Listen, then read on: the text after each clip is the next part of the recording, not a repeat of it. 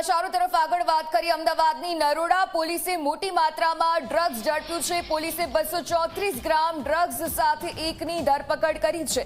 Naroda GIDC નજીકથી ડ્રગ્સનો જથ્થો ઝડપાયો। આરોપી હરીશ સેન મૂળ રાજસ્થાનનો રહેવાસી હોવાની માહિતી સામે આવી છે। જપ્ત કરાયેલા ડ્રગ્સની કિંમત 1,17 લાખ હોવાની માહિતી પ્રાપ્ત થઈ છે। પોલીસે એનડીપીએસ એક્ટ હેઠળ ગુનો નોંધી અને કાર્યવાહી પણ હાથ ધરી છે।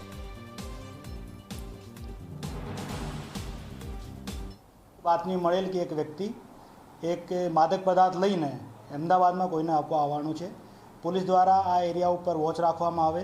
તે આ માણસ જેનું નામ નરેશ સનોપ મેઘારામ તગારામ જાતે સેન, જે મૂળ રૂપથી રાજસ્થાનના જાલોર જિલ્લાનો રહેવાસી છે, હાલ ઉદયપુરમાં રહે છે।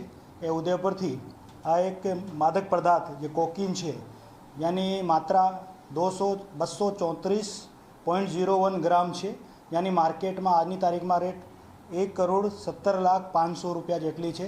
રવિ નામના માણસને અમદાવાદ શહેરમાં, જે મોસ્ટલી નમસ્તે સર્કલની આજુબાજુ આને મળવાનું હતો, આને આ માલ આપવાનો હતો।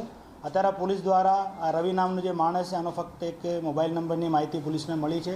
આ બંને આરોપીઓના મોબાઈલના ડિટેલ કાઢીને પોલીસે આરોપીને શોધખોળ અત્યારે ચાલુ કરી છે। ઉદયપુર શહેરમાં આના કહેવા પ્રમાણે બસ સ્ટેન્ડ ઉપર કોઈ માણસે આને આ ડિલિવરી આપી હતી।